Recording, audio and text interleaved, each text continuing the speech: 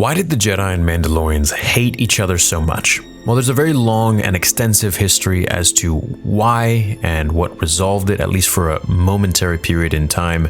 And we're going to go over all of those things in today's video. So sit back and relax. Now, the Mandalorians despise the Jedi and vice versa. It's a well-known fact in the Star Wars universe. The Mandalorian-Jedi War was a series of fights and conflicts spanning through generations of the Star Wars universe. It's most likely the thing to blame for this hatred. Now, the war has been mentioned in Star Wars: The Clone Wars and The Mandalorian as a particularly dark period in Mandalorian history. It resulted in the devastation of Mandalore, with much of the planet's surface left uninhabitable.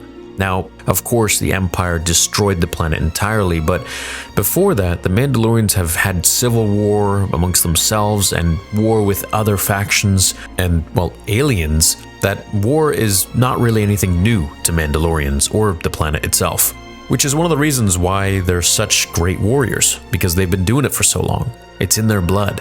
Now, it really gets down to the nitty-gritties, and this is what it's about. Mandalorian culture values honor, strength, and independence, which is quite a stark contrast to the Jedi's philosophy of selflessness and service. Now, the Jedi Order saw the Mandalorians as a threat to the entire galaxy and the galaxy's stability, so they worked to contain their expansion. They saw these guys kind of like as nomads, just warring and taking over. The Jedi Order was at the forefront of the Republic's efforts to stop the Mandalorian expansion, which led to a long and bitter war. Now, one thing about the Jedi is they felt very righteous, I think. And we see this perfectly exemplified by Mace Windu. Now, the Jedi Order also saw the Mandalorians as a warrior culture that glorified violence, which of course went against the Jedi's peaceful philosophy. The Jedi hated the Mandalorians due to their aggressive and warlike ways, so they saw them as a threat to the Republic and the galaxy's overall peace and prosperity.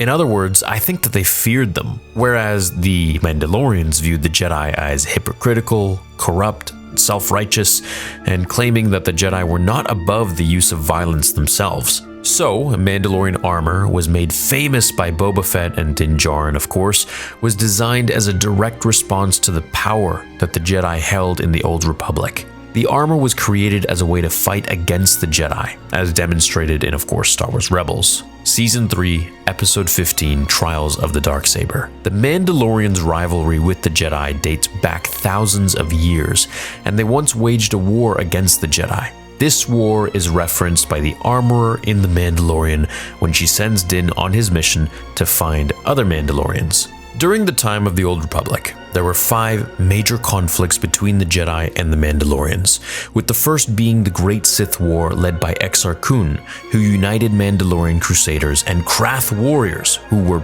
pretty freaking cool. I gotta make a video just on those guys, so let me know if you have heard of them before in Legends. Anyways, they recruited the Mandalorian Crusaders and Krath warriors to fight against the Republic in a devastating war. The most famous conflict between the two factions is the Mandalorian-Jedi War, of course, which was fought by Mandalore the Great, who challenged the Jedi and the Republic itself. This war ended on Mandalore, with most of the surface destroyed in the conflict. Now, of course, they built back over time, and it was never entirely destroyed like what the Empire did, but things were pretty messed up. This war resulted in the devastation of the Mandalorian homeworld. These wars were a series of many conflicts fought between the Mandalorians and the Jedi Order. They just went on over and over again, and the final war between both groups ultimately led to the devastation of Mandalore. Now, many Mandalorians, including soon-to-be Duchess Satine Kryze, as we fast forward in time, did not want to continue the cycle of violence that almost destroyed their world, so she decided to become pacifist and led her people as such. And this, of course, created a very warring group such as Death Watch. Now, one of the most significant turning points in the Mandalorian-Jedi War was the rise of Tar Vizsla. Now, I think he is one of the most important things and people to mention because I believe Grogu will follow in his path. Let me explain. Tar Vizsla was the first Mandalorian Jedi. He was born on Mandalore and was trained in the ways of the Force by the Jedi Order themselves. He later returned to Mandalore and used his newfound powers to unite the Mandalorian clans under his leadership. Vizsla then created the Darksaber, a unique weapon that we have seen in Star Wars The Clone Wars, Rebels, and of course The Mandalorian. This weapon became a symbol of Mandalorian power and leadership, and whoever should wield it should control Mandalore and Mandalorians. Tar Vizsla was a member of House Vizsla, a clan that held power over Mandalore in ancient times. The Mandalorians eventually rebelled against the Jedi, and the Vizsla clan took control of Mandalore. With Tar Vizsla becoming the first Mandalorian to join the Jedi Order, Tar's legacy lived on through the Darksaber, which became a symbol of leadership among the Mandalorians and was later wielded, of course, by Moff Gideon, who then was bested by Din Djarin, causing major jealousy in Bo-Katan as she lost her entire leadership powers and respect by other Mandalorians as she once wielded it before, as we just learned in The Mandalorian Season 3. The relationship between the Mandalorians and Jedi is explored a bit in The Mandalorian show with, incorporating Ahsoka, Luke, Mando, and Grogu together, which of course, for those who don't know, is set 5 years after the events of Episode 6 Return of the Jedi, so 5 years after Darth Vader dies.